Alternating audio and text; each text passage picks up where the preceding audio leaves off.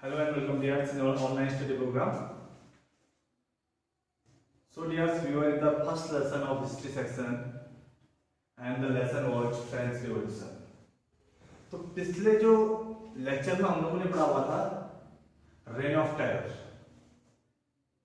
आज हम पढ़ेंगे women's revolution.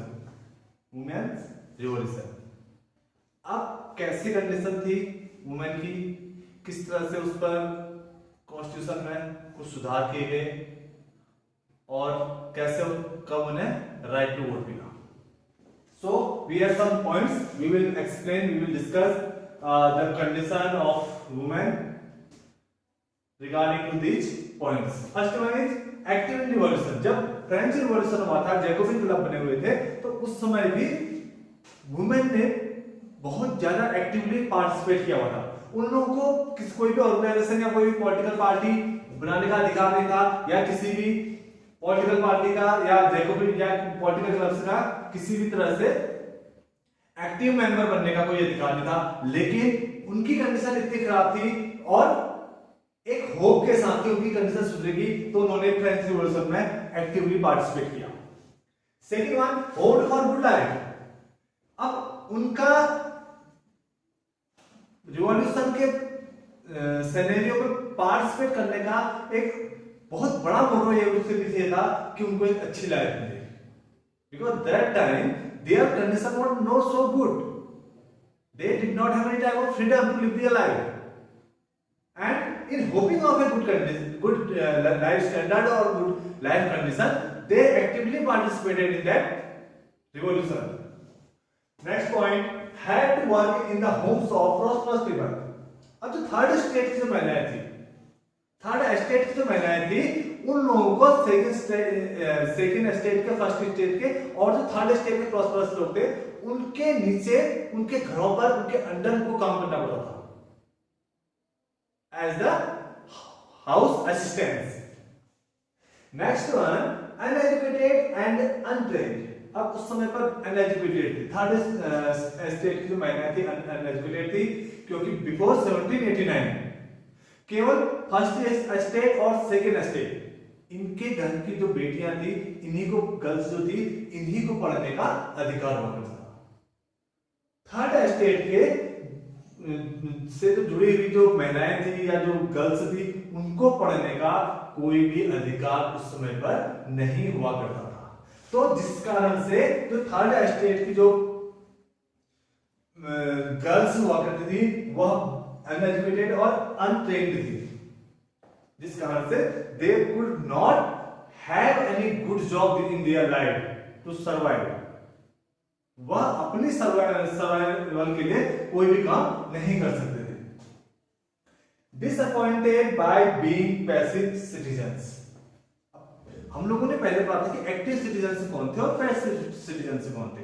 Active citizens were those citizens who had right to vote, and passive citizens were those citizens who had not right to vote. According to constitution written in 1791 में जो constitution लिखा गया था, उसमें women को passive citizens बनाया गया था। Means women did not have any right to vote. They could not take any participant in the voting process. Next point, marriage was a contract. Civil law. अब marriage को एक contract बना दिया गया था अंडर द सिविल लॉ। एक civil law पास कर दिया गया कॉन्स्टिट्यूशन के द्वारा 1791 में, और बता दिया गया कि मैरिज एक कॉन्ट्रैक्ट है, आप कभी भी तोड़ सकते हैं उसे। It is just like contract of 1 year, 2 years, 5 years, or 10, 15, 20 years. Next point, divorce was made legal, could be applied as both। अब 1791 में जब कॉन्स्टिट्यूशन लिखा गया, तो उस समय पर डिवोर्स को लीगल बना दिया गया। उससे पहले डिवोर्स लीगल नहीं था, लेकिन अब डिवोर्स क्या था, लीगल बन चुका था, वैधानिक बन चुका था, और इसको दोनों साइड से, मेल भी या फीमेल, दोनों क्या कर सकते थे, अप्लाई कर सकते थे। तो कोई भी डिवोर्स लेने के लिए अप्लाई कर सकता था। Next one, training for jobs. अब धीरे धीरे कंडीशन सुधरने लगी, नया कॉन्स्टिट्यूशन लिखा गया 1791 में रेन ऑफ टेरर के बाद। उसके बाद ट्रेनिंग फॉर जॉब्स। अब महिलाओं के लिए जॉब्स के लिए ट्रेनिंग दी जाने लगी। महिलाओं को अधिकार मिल गया कि वो जॉब्स करने के लिए ट्रेनिंग करें, ट्रेनिंग इंस्टीट्यूट में जाए और ट्रेनिंग लें और जॉब्स करें। Allowed to run small businesses.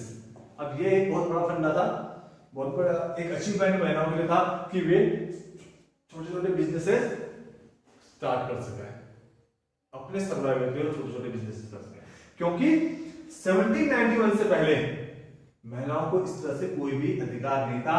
They were totally uneducated and they were totally untrained, so they could not get any type of job and they were not allowed to run any type of business. But in the Constitution of 1791, they had got some new rights in such training for job.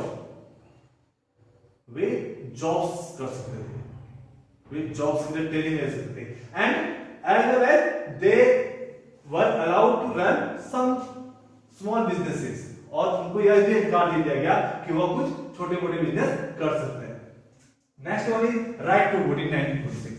अब उन्होंने जब 1791 में constitution में उन्होंने देखा कि वह passive citizens थे और उन लोगों को वोट देने का कोई भी अधिकार नहीं था।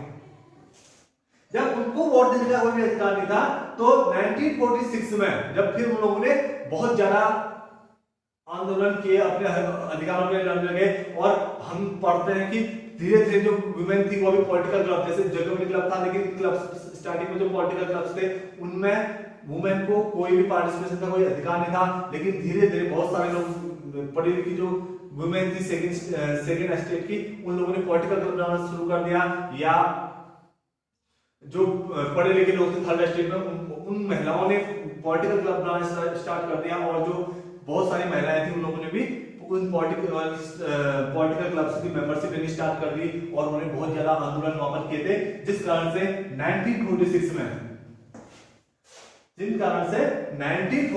में सभी को राइट टू वोट मिल गया, महिलाओं को वोट देने का अधिकार मिल गया था।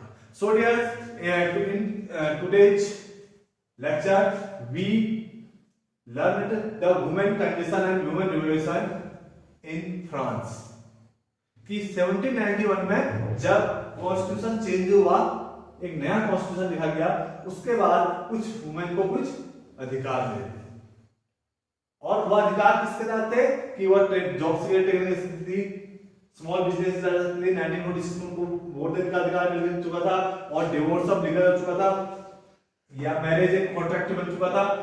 ठीक, तो इस तरह से धीरे धीरे महिलाओं में एक जागरूकता, अवेयरनेस पैदा हुई, और महिलाओं को कुछ अधिकार मिले फ्रांस के अंदर।